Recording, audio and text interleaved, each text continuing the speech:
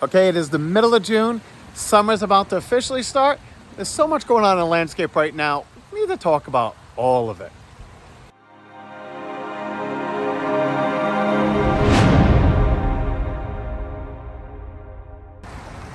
Okay, so what exactly do I mean? Um, we're only a few days away from the official beginning of summer, and that means that many of us have been planting flowers, ponds have been cleaned up, lawns have been fertilized and treated, everything's been green. But right now, in southern Rhode Island anyway, the official start of summer is here, and we're only a couple days away, and that means that we need to start thinking forward because we're all about to get into summer mode and cookout season, and we want to make sure that the yard and landscape stays looking good all season long, and we didn't just waste all this work that we just did in spring. So we need to be talking about, first, let's look at the lawns. A lot of lawns right now have been pretty green, looking good. It's been a great lawn season for the last, I'd say, year and a half. We had so much moisture last year that lawns overall were looking good. Now, what to watch for with these quickly? The biggest thing is, one, grubs. Grubs, I know for most of you have dealt with it. It's a nasty little critter that's in the soil. Right now, you're starting to see the beetles that are showing up on your windowsills and on the lampposts. Those were your grubs only a few weeks ago. And so if you haven't seen them yet, the Japanese beetles are going to be coming out here shortly. That means we have a short window that we want to go out and put a preventative grub control in the soil now. Because those grubs are gonna go, those beetles, for the next month or so, are gonna be flying around, finding nice looking patches of grass, laying their eggs, and then in fall, those grubs, those baby grubs, or baby beetles, are gonna be forming as little baby grubs in your yard, and they have to go from a baby grub to a big meaty grub before winter sets in. So right now, we're going around and putting in preventative grub controls now. Again, you can use a small chemical now to avoid a big problem later. So if you put those grub controls now while we're still getting a little bit of rain, the chemical will be there in August when those grubs start to hatch. We can avoid a headache in the fall.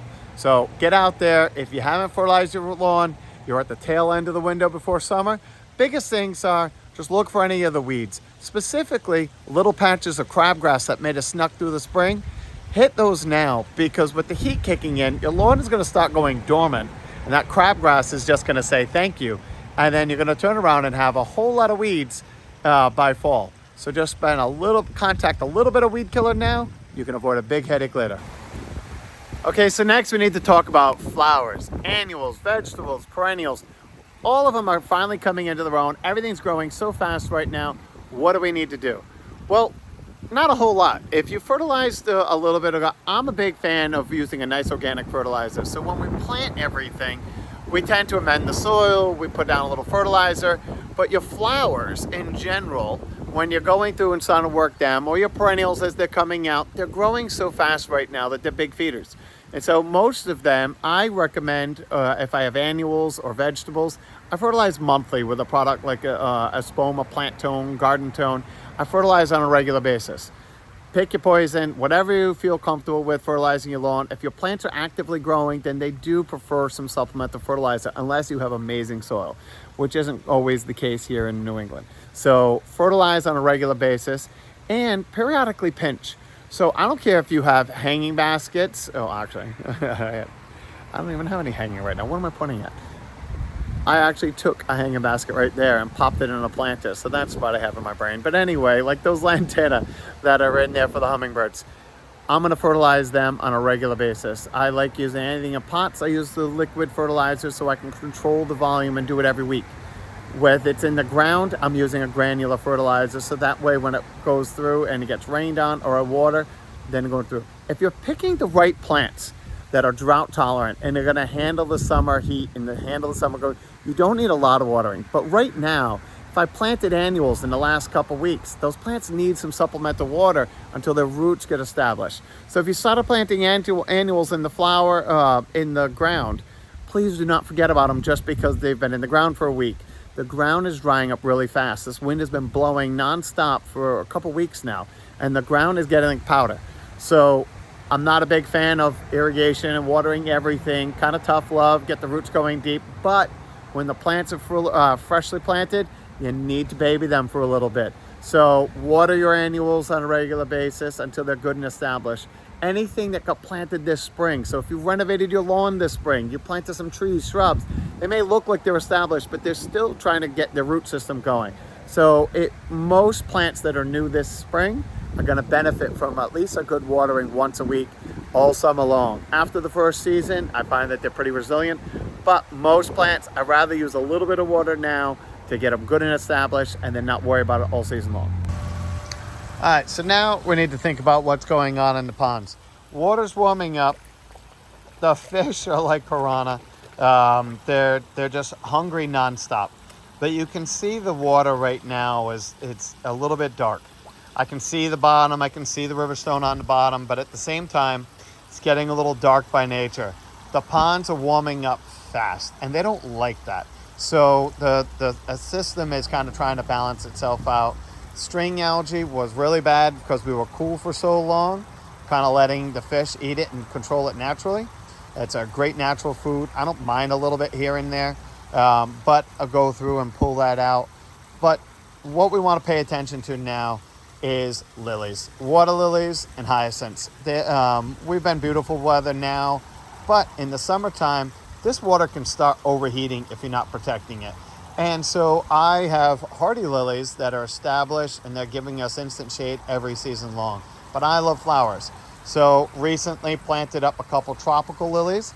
These are small babies now, but they are big feeders. Water plants in general are huge feeders.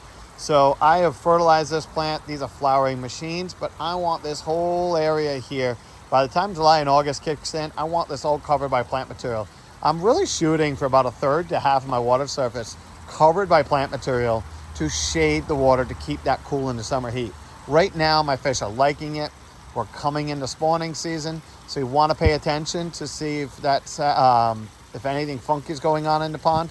But right now, I'm really just keeping on my beneficial bacteria, feeding the fish. If I'm getting any kind of darkness to my water, I'm not overfeeding.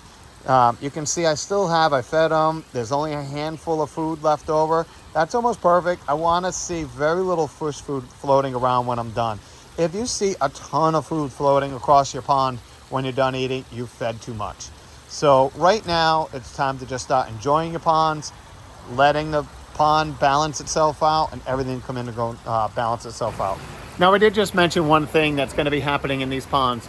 Fish breeding season is right around the corner. It's here any day now, depending on where you're located. Now, most of us don't know when the fish are spawning or when they're not, but if your pond's looking good at one point, and then any day now you just get up, maybe you're going to see fish splashing around.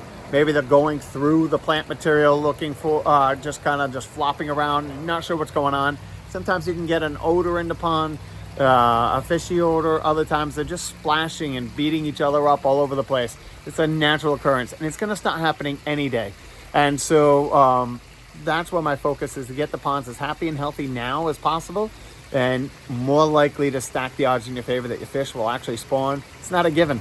It doesn't always happen every year, but the number one cause of stimulation for getting the fish to breed is good water quality and water temperature.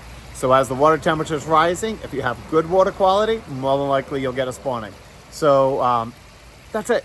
Not much that has to be done in the pond right now, other than just staying on top of your plants, give them a good dose of fertilizer, and they're going to thank you. These tropical lilies are tiny now because the water's just warmed up, but a month from now, actually in a couple days, the flower buds will be up, and these things are going to flower nonstop to the frost. And so that's why I do some hardies and some tropicals, so that I get lots of color all season long. Okay, so I know this is a bit of a long one, but at the same time, last thing I want to mention is insects. Take a look around, especially on some of the vegetables, and some of the earwigs are starting to pop up all over the place. Aphids and some of the others are going through. I'm a big fan of releasing praying mantids or ladybugs in your landscape to help naturally control insects. But pay attention, look around, look close. If the foliage on your plant doesn't look great, don't just chalk it off that it's the weather.